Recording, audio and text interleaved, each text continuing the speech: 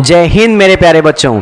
SSC GD आपके लिए एक और सुनहरा मौका मिला है एसएससी जीडी में ज्वाइन होने के लिए, भारत के लिए कुछ करने का। जिन बच्चों का सपना होता है भारतीय फौज में दाखिल होने के लिए, तो सरकार ने एक और सुनहरा मौका दिया है। अभी हाल ही में 2024 में शायद आप लोगों ने पेपर दिया हो 2024 का, शायद कुछ बच्चों का पेपर अच्छा हुआ हो या कुछ बच्चों का पेपर नहीं अच्छा हुआ है। तो जिन बच्चों का पेपर अच्छा नहीं हुआ है या किसी कारणवश नहीं हो पाया है, तो वो बच्चे इस वैकेंसी को 2024-25 की वैकेंसी को हाथ से जाने मत देना और अच्छा स्कोर करना, जिसमें कि आपको भारतीय फौज में शामिल अच्छे से हो जाएं। ठीक है, भारतीय फौज में आप अच्छे से शामिल हो जाएं। तो एसएससी जीडी नई भर्ती 2024-25 नोटिफिकेशन आपका 27 को आना था, लेकिन किसी कारणवश अब आपको 5 सितंबर को नोटिफिकेशन आएगा और शायद उसी दिन से आपका फॉर्म भी फिलअप होना शुरू हो जाए। और ये तो पता है आपको कि पेपर आपको फरवरी में ही देना पड़ेगा, फर्स्ट या सेकेंड वीक या मिड फरवरी से पेपर आपके स्टार्ट हो जाएंगे। अभी आपके पास 5 महीना कायदे का है। तो जिन बच्चों का पेपर अच्छे से नहीं हुआ था, तो वो बच्चे अब अच्छे से जुट जाएं। मैं आपको वीडियो के एंड में बताऊंगा कि हिंदी, मैथ्स और रीजनिंग में 115 प्लस नंबर 100% कैसे स्कोर करें। ओके, तो एसएससी जीडी नई भर्ती 2024-25 नोटिफिकेशन फॉर्म कब से भरा जाएगा, उम्र, योग्यता और सिलेबस, एसएससी जीडी एग्जाम में इस बार सफलता कैसे पाएं, तो आप मेरे साथ जुड़े रहिए। तो अगर हम बात करते हैं एसएससी जीडी, जिनमें आपको जनरल ड्यूटी कांस्टेबल का पद मिलेगा। एसएससी जीडी में आपको कौन सा पद मिलेगा? General duty constable. ये कांस्टेबल का पद होता है। पहले क्या होता था कि एसएससी जीडी में BSF, CISF, CRPF, ITBP, SSB, ऐसे सबके अलग अलग पेपर होते थे। अब सरकार ने क्या किया, आप एक पेपर एसएससी जीडी का दीजिए और उसमें मेरिट के आधार पर आपको, या आपने कितने अच्छे नंबर लाए या क्या नंबर लाएं, उसके अकॉर्डिंग आपको यहाँ पे पद मिलना शुरू हो जाएंगे। तो एसएससी जीडी के अंतर्गत बीएसएफ आता है, सीआईएसएफ का पद मिलता है, सीआरपीएफ का होता है, आईटीबीपी, एसएसबी, एसएसएफ और एआर। बीएसएफ सीमा सुरक्षा बल हो गया, सीआईएसएफ केंद्रीय औद्योगिक सुरक्षा बल हो गया, सीआरपीएफ केंद्रीय रिजर्व पुलिस बल हो गया, ITBP Indo Tibet border police हो गया, एसएसबी सशस्त्र सीमा बल हो गया, एसएसएफ सचिवालय सुरक्षा बल हो गया, एआर असम राइफल्स। इन विभागों में आपको ज्वाइनिंग मिलेगी। इन विभागों में आपको कांस्टेबल का पद मिलेगा अगर आप एसएससी जीडी का इस बार एग्जाम निकाल लेते हैं तो। ओके, अगला पॉइंट, मिनिमम एज क्या है एसएससी जीडी में। अगर जो बच्चे एसएससी जीडी का फॉर्म भरेंगे तो मिनिमम एज क्या है और मैक्सिमम एज क्या है। आपकी जो मिनिमम एज होगी वो 18 से होगी, 18 साल। अगर आप 18 साल के हो चुके हैं, तो आप ये फॉर्म भर सकते हैं। और आपकी उम्र कितनी होनी चाहिए? ज़्यादा से ज़्यादा 23 साल क्रॉस ना किए हों। ये जनरल वालों के लिए समझिएगा। अगर आपकी उम्र 18 साल है, ठीक है, 18 साल हो चुकी है, तो आप फॉर्म भर सकते हैं। और 23 साल से ज़्यादा नहीं होनी चाहिए। किसके लिए? जनरल वालों के लिए। जनरल जो बच्चे ओबीसी में आते हैं उनको 3 साल की छूट मिलेगी। यानी कि अगर आप 23 साल के हैं और ओबीसी में हैं, तो आप 3 साल उसमें और जोड़ दीजिए। 23-3 कितना हुआ? 23-3 हो गया आपका, 23 + 3 हो गया 26। अगर आप 26 साल की उम्र नहीं क्रॉस किए हैं या 26 साल तक है आपकी उम्र, तो आप ओबीसी वाले इस फॉर्म को डाल सकते हैं। तो ओबीसी वाले 26 साल तक फॉर्म डाल सकते हैं ओबीसी वाले। अगर जनरल की बात करते हैं, जनरल तो वो उनको कोई भी एज रिलैक्सेशन नहीं मिलेगा, वो सिर्फ 23 साल के हैं, 23 साल तक ही फॉर्म डाल सकते हैं। जितने भी जनरल वाले हैं वो 23 साल तक फॉर्म डाल सकते हैं, उनको कोई एज रिलैक्सेशन नहीं मिलेगा। लेकिन ओबीसी वाले हैं वो 26 साल तक फॉर्म डाल सकते हैं। एससी एसटी वाले जो हैं उनको 5 साल की छूट मिलेगी। तो 23-5 कितना हो गया? 28। वे 28 साल तक फॉर्म डाल सकते हैं। तो जितने भी ओबीसी वाले हैं वो आपके 26 साल तक फॉर्म डाल सकते हैं। जितने भी एससी एसटी वाले हैं वो आपके 28 साल तक फॉर्म डाल सकते हैं, 28 साल तक। और जितने जनरल वाले हैं वो 23 साल तक फॉर्म डाल सकते हैं। और एक्स सर्विसमैन का मतलब जैसे आप कोई जॉब कर रहे थे उसके बाद आपने छोड़ दी, ठीक है, तो आप एक्स सर्विसमैन कहलाएंगे। अगर एक्स सर्विसमैन में है आप, तो 23 साल अगर आपकी उम्र है लेकिन आपकी 24-25 हो चुकी है, तो एक्स सर्विसमैन वाले 23 में 3 जोड़ दो, 3 साल आपको एज रिलैक्सेशन मिलेगा, मतलब 26 साल तक आप फॉर्म डाल सकते हैं। तो जनरल वाले 23 साल तक फॉर्म डाल सकते हैं, ओबीसी वाले 26 साल तक फॉर्म डाल सकते हैं, 26 साल तक, और एससी एसटी वाले 28 साल तक फॉर्म डाल सकते हैं, और एक्स सर्विसमैन 26 साल तक फॉर्म डाल सकते हैं। ओके, अगली बात अगर हम बात करें एजुकेशन क्या होनी चाहिए, जितने भी बच्चे एसएससी जीडी का फॉर्म डालना चाहते हैं उनकी एजुकेशन क्या होनी चाहिए, तो 10th पास होनी चाहिए। बस क्या होनी चाहिए, 10th पास, किसी भी सरकार द्वारा मान्यता प्राप्त बोर्ड से किसी भी सरकार द्वारा मान्यता प्राप्त बोर्ड से अगर आपने हाई स्कूल किया है, 10th किया है, तो आप इसको फॉर्म डाल सकते हैं। अगला सिलेक्शन प्रोसेस क्या होता है, देखिए सबसे पहले आपका कंप्यूटर बेस्ड टेस्ट होगा जिसको कहते हैं ऑनलाइन। तो जो आपका एसएससी जीडी का पेपर होगा वो क्या होगा भैया, ऑनलाइन पेपर होगा। ठीक है, ऑनलाइन पेपर होगा, ठीक है, कंप्यूटर बेस्ड टेस्ट होगा। दूसरा, फिर उसके बाद फिजिकल इफिशिएंसी टेस्ट पीईटी होगा। फिर उसके बाद फिजिकल स्टैंडर्ड टेस्ट, पहला फिजिकल इफिशिएंसी टेस्ट होगा, फिर फिजिकल स्टैंडर्ड टेस्ट होगा, उसके बाद आपका डॉक्यूमेंट वेरिफिकेशन। ये क्या होता है, फिजिकल इफिशिएंसी टेस्ट का मतलब आपका क्या हो गया, मतलब आपकी दौड़ वौड़ ये सब होगी। ठीक है, फिर फिजिकल स्टैंडर्ड टेस्ट आपकी लंबाई है कि नहीं है, आपकी लंबाई है कि नहीं है, आप सीना अच्छा फुला लेते हैं, फुलाने पर आपका सीना कितना है, ये सब चीज़ें। ओके, फिर उसके बाद लास्ट में जब आपने लंबाई चौड़ाई आपकी माप ली जाएगी, आप रनिंग में भी पास हो जाएंगे, तो उसके बाद आपका लास्ट में डॉक्यूमेंट्स वेरिफिकेशन होगा। ओके, अगला अगर हम बात करते हैं सब्जेक्ट की बात करते हैं, मोस्ट इंपॉर्टेंट, ठीक है, सबसे ज्यादा इंपॉर्टेंट अगर हम सब्जेक्ट की बात करते हैं, ठीक है, अगर हम सब्जेक्ट की बात कर रहे हैं तो सबसे पहले देखिए सामान्य बुद्धि मत्ता, मतलब जनरल इंटेलिजेंस एंड रीजनिंग, सामान्य बुद्धिमत्ता और तर्कशक्ति यानी कि रीजनिंग। रीजनिंग के कितने क्वेश्चन होंगे, रीजनिंग के 20 क्वेश्चन होंगे। कितने क्वेश्चन होंगे, 20 क्वेश्चन, और हर एक क्वेश्चन 2 नंबर का होगा, तो मैक्सिमम मार्क्स कितने हो जाएंगे, 40 नंबर। मतलब कहने का है रीजनिंग के क्वेश्चन 20 आएंगे और 20 क्वेश्चन आएंगे, हर एक क्वेश्चन 2 नंबर का होगा, तो 20 दूना 40। ठीक है, ओके, क्वेश्चन होंगे 20 और नंबर मिलेंगे 40 क्योंकि पर क्वेश्चन 2 नंबर का होगा। उसके बाद सामान्य ज्ञान एवं सामान्य जानकारी के क्वेश्चन, इसमें भी 20 क्वेश्चन होंगे और प्रत्येक क्वेश्चन आपका 2 नंबर का रहेगा, तो कितने हो जाएंगे नंबर, 40। ठीक है, 40 नंबर का पेपर होगा सामान्य ज्ञान सामान्य जानकारी का, और उसमें क्वेश्चन होंगे 20। फिर उसके बाद मैथ, प्रारंभिक गणित, एलिमेंट्री मैथ्स इसमें पूछी जाएगी। एलिमेंट्री मैथ्स का मतलब यही हुआ आपका थोड़ा सा मेंसुरेशन आप ले लीजिए, मेंसुरेशन के कुछ क्वेश्चन, प्लस आपका परसेंटेज हो गया, प्रॉफिट लॉस हो गया, बोट एंड स्ट्रीम हो गया, चाल समय दूरी, इन सब के क्वेश्चन मिलाकर मैथ कितने क्वेश्चन आएंगे, मैथ के 20 क्वेश्चन आएंगे, हर एक क्वेश्चन 2 नंबर का रहेगा, तो मैक्सिमम मार्क्स कितने हो जाएंगे, 40। ओके, हिंदी या तो देखो हिंदी और इंग्लिश नहीं, हिंदी या अंग्रेजी। ठीक है, हिंदी या अंग्रेजी, आपको एसएससी जीडी में हिंदी मन हो तो हिंदी आप दीजिए सब्जेक्ट में, या तो अंग्रेजी आपको इजी लगती है तो आप अंग्रेजी दीजिए। ये सब्जेक्ट लैंग्वेज नहीं है, हिंदी या अंग्रेजी। ओके, तो आप अगर आपको हिंदी अच्छी आती है, आपने यूपीपी की तैयारी की हुई है या यूपीएसआई की तैयारी कर रहे हैं, आपकी हिंदी बहुत अच्छी है, तो आप हिंदी ले लीजिए। ओके, हिंदी दो या अंग्रेजी, आपके 20 क्वेश्चन आने हैं। अगर आप हिंदी दे रहे हैं तब भी आपके 20 क्वेश्चन मिलेंगे, अंग्रेजी दे रहे हैं तो आपके 20 क्वेश्चन होंगे। हिंदी या अंग्रेजी ये ऑप्शन होते हैं। ठीक है, 20 क्वेश्चन आने हैं और प्रत्येक 2 नंबर का है, तो आपके कितने क्वेश्चन, 20 क्वेश्चन है और प्रत्येक आपका 2 नंबर का क्वेश्चन होगा, तो टोटल मैक्सिमम मार्क्स कितने होंगे अंग्रेजी या हिंदी में, 40। ओके, निगेटिव मार्किंग, इसमें निगेटिव मार्किंग 0.25 की है या 1/4। अगर 4 क्वेश्चन गलत हैं तो 4 क्वेश्चन गलत हैं तो आपका 1 नंबर काट लिया जाएगा।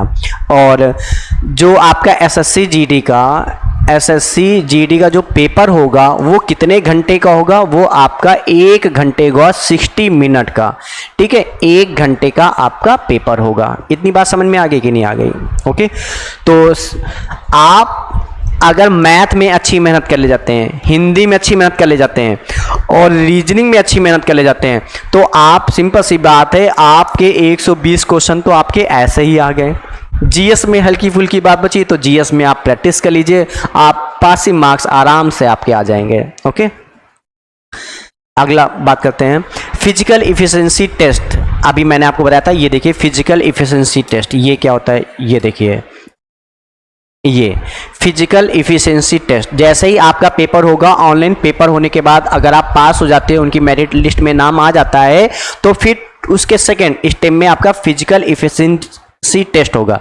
अब फिजिकल इफिशिएंसी टेस्ट में क्या होता है, तो देखो भैया, फिजिकल इफिशिएंसी टेस्ट, हाँ, इसमें आपको दौड़ होगी, ठीक है। पेपर देने के बाद जस्ट आपको दौड़ का सामना करना पड़ेगा। तो देखो, लद्दाख क्षेत्र को छोड़कर, अभी नया आया हुआ है, उसके आधार पर, ठीक है, उसके आधार पर बताया गया कि लद्दाख वालों को छोड़कर, ठीक है, जम्मू कश्मीर में जो क्षेत्र है लद्दाख क्षेत्र को छोड़कर अन्य जितने भी स्टेट पड़ते हैं, उसमें जो लड़के हैं मेल, उनका 5 किलोमीटर दौड़ना पड़ेगा। और 5 किलोमीटर कितने मिनट में दौड़ना पड़ेगा, 24 मिनट में दौड़ना पड़ेगा, ठीक है, 24 मिनट में दौड़ना, 24 मिनट में दौड़ना पड़ेगा। और जितने फीमेल हैं, जितने भी क्या है फीमेल, उनको दौड़ना पड़ेगा, फीमेल मतलब जितनी लड़कियां हैं, लड़कियों को दौड़ना पड़ेगा 8.5 मिनट में। कितने मिनट में, 8.5 मिनट में दौड़ना पड़ेगा लड़कियों को। ओके, तो जितने लड़के हैं उनका 5 किलोमीटर दौड़ना होगा कितने मिनट में, 24 मिनट में। ओके, और जितनी लड़कियां हैं उनको 1 किलोमीटर प्लस 6 किलोमीटर मतलब 1.6 किलोमीटर उनको दौड़ना पड़ेगा कितने मिनट में, 8.5 मिनट में। जितनी भी लड़कियां हैं उनको 8.5 मिनट में 1.6 किलोमीटर की दूरी तय करनी है। और जितने भी लड़के हैं उनको 5 किलोमीटर कितने मिनट में, 24 मिनट में तय करना है। ये लद्दाख वालों को छोड़कर, ठीक है। जितने भी यूपी वाले बच्चे हैं, बिहार है और गुजरात है, राजस्थान है, ऑल ओवर इंडिया ये पेपर होता है। ओके, और लद्दाख वाले जो बच्चे हैं, ठीक, जम्मू कश्मीर में जो रहते हैं, वहाँ के बच्चे अगर पेपर देंगे तो अगर उनका रिटन एग्ज़ाम कंप्यूटर बेस्ड निकल गया, सीबीटी अगर पेपर निकल गया, तो फिर उनका जो दौड़ होगा वो 1.6 किलोमीटर होगा, वो भी कितने मिनट में, 7 मिनट में। 1.6 किलोमीटर 7 मिनट में। और जो लड़कियां हैं वहाँ की, उनको 800 मीटर दौड़ना पड़ेगा कितने मिनट में, 5 मिनट में दौड़ना पड़ेगा। इसके बाद शारीरिक मानक मतलब फिजिकल स्टैंडर्ड टेस्ट होगा आपका। पुरुष में अगर जनरल में आप ओबीसी हैं, एससी हैं, ठीक है, जनरल ओबीसी एससी, आपकी लंबाई होनी चाहिए 170 सेंटीमीटर। जितने भी लड़के हैं जो जनरल के हों, ओबीसी और एससी में हो, तो उनकी लंबाई कितनी होनी चाहिए, 170 सेंटीमीटर। ओके, और जो लड़के हैं उनकी ऊंचाई 170 सेंटीमीटर होनी चाहिए और उनका चेस्ट, कॉमन चेस्ट होना चाहिए 80 सेंटीमीटर। कॉमन चेस्ट कितना होना चाहिए, 80 सेंटीमीटर। और फुलाकर सीना मतलब, और फुलाकर कितना होना चाहिए, 5 सेंटीमीटर और ज़्यादा फूलना चाहिए। मतलब 80 सेंटीमीटर तो आपका सीना होना ही चाहिए। और प्लस फुलाने के बाद 5 सेंटीमीटर और बढ़ाना चाहिए, मतलब टोटल होना चाहिए 85 सेंटीमीटर का। कितने सेंटीमीटर का, 85 सेंटीमीटर का। अगर आप एससी में हैं, पुरुष में अगर आप एससी में हैं तो आपकी ऊंचाई होनी चाहिए कितना, ऊंचाई मतलब लंबाई आपकी कितनी होनी चाहिए, 162.5 सेंटीमीटर। कितनी होनी चाहिए, 162.5 सेंटीमीटर ये आपकी ऊंचाई होनी चाहिए अगर आप एससी एसटी में हैं। और सीना आपका होना चाहिए बिना फुलाए हुए 76 सेंटीमीटर। और अगर आप फुलाएंगे तो 76 सेंटीमीटर से 5 सेंटीमीटर और ज़्यादा आपका सीना फूलना चाहिए। 6 5 11 मतलब 81 सेंटीमीटर। फुलाकर कितना होना चाहिए, फुलाकर होना चाहिए 81 सेंटीमीटर, ठीक, एसटी वालों का सीना। और बिना फुलाए 76 सेंटीमीटर का सीना होना चाहिए। लंबाई कितनी होनी चाहिए, मतलब आपकी लंबाई कितनी होनी चाहिए, 162.5 सेंटीमीटर। ओके, अगर हम लड़कियों की बात कर लेते हैं, किसकी बात करें, लड़कियों की, तो जो लड़कियां हैं जनरल हो या ओबीसी हो या एससी हो, तो लंबाई होनी चाहिए 157 सेंटीमीटर। और एससी में अगर एसटी में है तो एसटी में आपका होना चाहिए 150 सेंटीमीटर आपकी क्या होनी चाहिए, ऊंचाई होनी चाहिए, लंबाई होनी चाहिए। ठीक है, तो लड़कियां जो भी एसटी में है उनकी 150 सेंटीमीटर लंबाई होनी चाहिए। जनरल ओबीसी एससी में आपकी 157 सेंटीमीटर लंबाई होनी चाहिए, लड़कियों के लिए ये है पूरा। ठीक, और लड़कियों में ये चेस्ट नहीं मापा जाता है। ओके, नेक्स्ट देखते हैं, initiative to NCC certificate holders. हाँ, ये बहुत इंपॉर्टेंट है, बच्चे ध्यान से सुने। जो बच्चे हाई स्कूल में या इंटर में, हाई स्कूल में मोस्टली जिनके पास सर्टिफिकेट है एनसीसी सर्टिफिकेट, कौन सा सर्टिफिकेट है, एनसीसी। तो अगर एनसीसी का सी सर्टिफिकेट है तो 5% ऑफ द मैक्सिमम मार्क्स, मतलब पेपर कितने का है, ठीक, मैक्सिमम कितने का है आपका, तो 80, 160। देखिए 160 नंबर का पेपर होता है, 160 का कितना परसेंट, अगर हम 5% निकालें तो 160 का 5% हुआ 8। आपको कितना, देखिए कैसे, 16 पंचे 80, ये आपका 10, ये और बट्टे कितना हो गया 100, तो आपको 8 नंबर मिल जाएंगे। ओके, तो अगर आपका सर्टिफिकेट एनसीसी सर्टिफिकेट सी है तो आप जितने भी नंबर लाए हैं वो तो नंबर आपके पास वो तो होंगे प्लस अगर आप सी सर्टिफिकेट आप ना लगा देते हो, ठीक है, जब फॉर्म भरते हैं तो फॉर्म भरने में अगर आप एनसीसी सर्टिफिकेट लगा देते हैं और आपका सी ग्रेड का है एनसीसी सर्टिफिकेट, तो जितना जो आपका मैक्सिमम मार्क्स 160 नंबर का पेपर होता है, 160 नंबर में आपको 5 नंबर फ्री के मिल जाएंगे, 5% नंबर आपको फ्री के मिल जाएंगे। तो 160 का 5% कितना हुआ, 8 नंबर आपको फ्री में मिल जाएंगे। 8 नंबर बहुत हुआ भैया, 8 नंबर आपको सरकार फ्री में देगी अगर आपके पास एनसीसी का सी सर्टिफिकेट है। ओके, तो इसी तरीके से अगर, ठीक, तो इसमें कितने नंबर, इसमें आपको 8 नंबर देगी, कितने नंबर देगी, 8 नंबर। अगर एनसीसी का बी सर्टिफिकेट है, कौन सा सर्टिफिकेट है, एनसीसी का बी सर्टिफिकेट, तो आपको 3%, मतलब 160 का 3%, ठीक है, 160 का 3% आपको नंबर फ्री देगी। और उसके बाद ए सर्टिफिकेट है तो जितने भी टोटल मार्क्स हैं 160 का आपको 2% आपको फ्री नंबर मिलेंगे। तो जिसका सी सर्टिफिकेट है उसके लिए तो समझो 8 नंबर फ्री के फ्री मिल जाएंगे। अगली बात करते हैं, अगर हम सैलरी की बात करते हैं एसएससी जीडी की, ठीक है, एसएससी जीडी की अगर हम सैलरी की बात करते हैं तो 21,700 से शुरू होती है और कहाँ तक पहुँच जाती है आपकी पे स्केल, लगभग 70,000 तक आपकी तनख्वाह पहुँच जाती है। तो 70,000 बहुत हुए। तो जैसे आपको कहीं जम्मू कश्मीर भेज दिया गया या नक्सलवादी एरिया में आपकी कहीं ड्यूटी लगा दी गई या आपको जम्मू कश्मीर में लद्दाख क्षेत्र में भेज दिएगा या सियाचिन ग्लेशियर के पास भेज दिएगा, जितनी ऊंचाई पर आप जाते रहेंगे, ठीक है, वहाँ आपकी सैलरी बढ़ती रहेगी और प्लस जितना आप सीनियर होते रहेंगे आपकी सैलरी बढ़ती रहेगी। स्टार्टिंग 21,700 से होती है और लास्ट आप 70,000 तक की पा जाते हैं और कहीं कहीं 70,000 से भी ज़्यादा आपको सैलरी मिल जाएगी। ओके, तो ये कुछ जानकारी रही। अगर हम बात करते हैं पेपर की, ओके, तो देखिए इसमें आता क्या क्या है एसएससी जीडी में, एसएससी जीडी में तो देखो मैथ,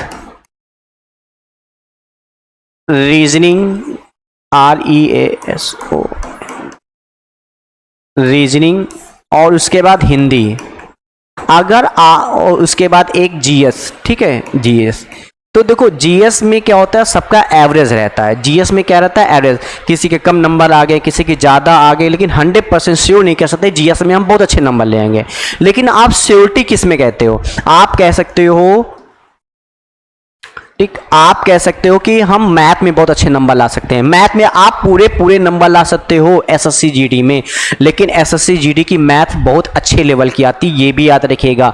अगर आपने नॉर्मल लेवल पढ़ा या कम प्रैक्टिस आपने की तो वहाँ पे आप धोखा खा सकते हैं मैथ में, ठीक है। रीजनिंग भी अच्छी पूछी जाती है और हिंदी भी अच्छी पूछी जाती है। आप इन तीनों में, इसमें ये 40 नंबर का पेपर होगा, ये भी 40 नंबर का पेपर होगा, ये भी 40 नंबर का पेपर होगा। होगा अगर आपने अच्छे अच्छे क्वेश्चन लगाना स्टार्ट किया। बैक ईयर के आपने अगर क्वेश्चन अच्छे अच्छे लगाए हैं, अगर आपने बैक ईयर के मैथ के question, reasoning question, Hindi question की प्रैक्टिस की है और प्लस आपने 2-3 किताब जैसे आर एस अग्रवाल हो गया, एस डी यादव हो गया और भी इस तरह किताबें आपने अच्छे से प्रैक्टिस की है 2-2 3-3 बार, तो आप 100% ये एग्ज़ाम निकाल देंगे, याद रखिएगा। और ठीक है, तो मैं आपको कल एक वीडियो में लेके आऊँगा और उसमें मैं आपको ये बताऊँगा कि आप इसमें 120 क्वेश्चन, सिर्फ इन 3 सब्जेक्ट की बात कर रहा हूँ, 120 क्वेश्चन में आप 115 प्लस कैसे नंबर लेके आए। और मेरी क्लासेस कल से ही स्टार्ट हो रही हैं। रेगुलर आपको मैथ की क्लास, रेगुलर आपको हिंदी की क्लास और रेगुलर आपको रीजनिंग की क्लास आपको मिलना स्टार्ट हो जाएंगी। ओके, तो सबसे ज़्यादा मैं आपके साथ मेहनत किस में करूँगा? मैथ में, जिसमें आप मैथ में पूरे नंबर लेके आएँ।